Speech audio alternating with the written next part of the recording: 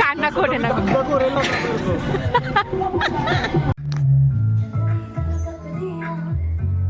Hello my wonderful family, তো কেমন আছো তোমরা সবাই? আশা করি তোমরা সবাই অনেকটা বেশি ভালো আছো। তো অনেক দিন পরে তোমাদের সঙ্গে একটা ব্লগ শেয়ার করছি।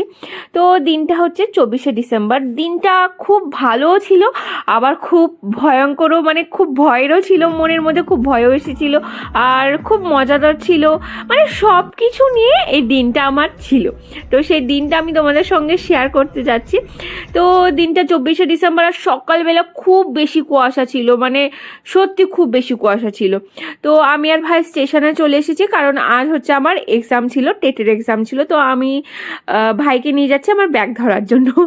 তো এই পাশে না ট্রেনই আসছিল না, এই পাশে ট্রেনের আমার এক্সামের সময় হয়ে গেছে, এবার সে ট্রেন আসার নাম নেই। আমার তো বুকের মধ্যে ধুকপুক চালু হয়ে গেছে যে এক্সাম দিতে পারলে হয়।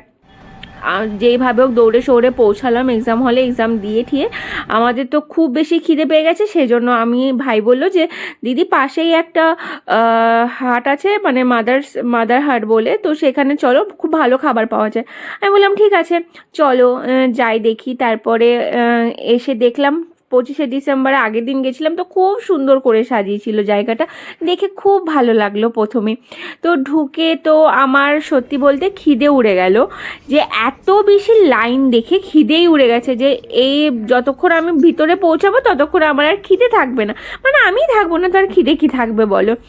আর পাশে দেখলাম এত সুন্দর সুন্দর গয়নাগাটি, এগুলো দেখলে না আমার খুব লোভ লাগে, আর কি বলবো।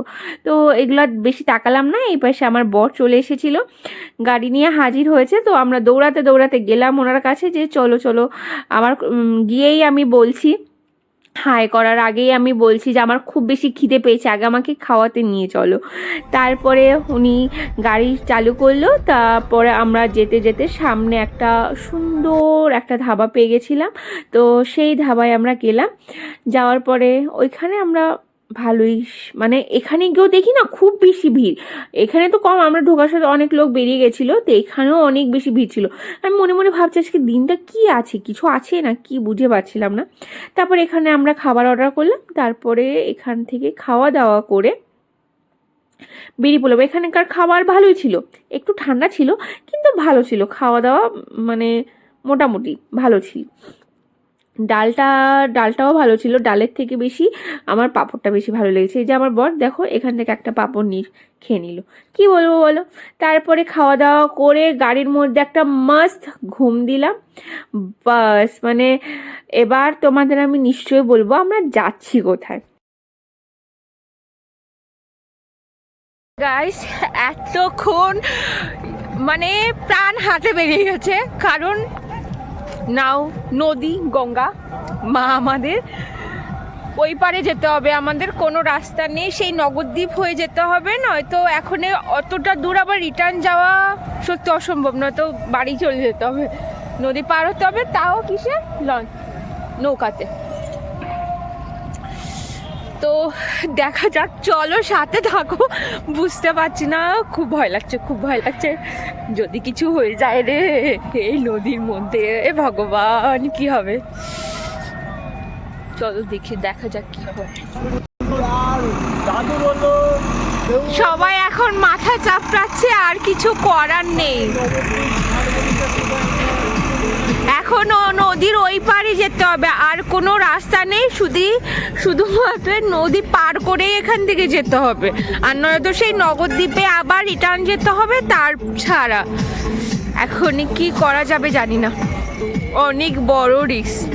এবার এই গাড়িগুলো রেগুলারই যায়, বলছে যে কোনো অসুবিধা হয় না ওই লঞ্চে। তো আমাদের তো ফার্স্ট টাইম, সেজন্য আমাদের অনেক বেশি ভয় লাগছে, জানি না কি হবে। ঠিক আছে, তারপরে যখন লঞ্চটা ওই পার থেকে এখানে আসলো, তারপর দেখছি এখানে বিয়ের গাড়ি, আর বউও দেখে নিলাম, বউ দেখো পিছনে হেঁটে হেঁটে আসছে, বিয়ের গাড়ি যাচ্ছে। আমি তো দেখে আরে বাপরে, ওই পারে মনে হয় বিয়ে হয়েছে, এই পারে বর আসছে।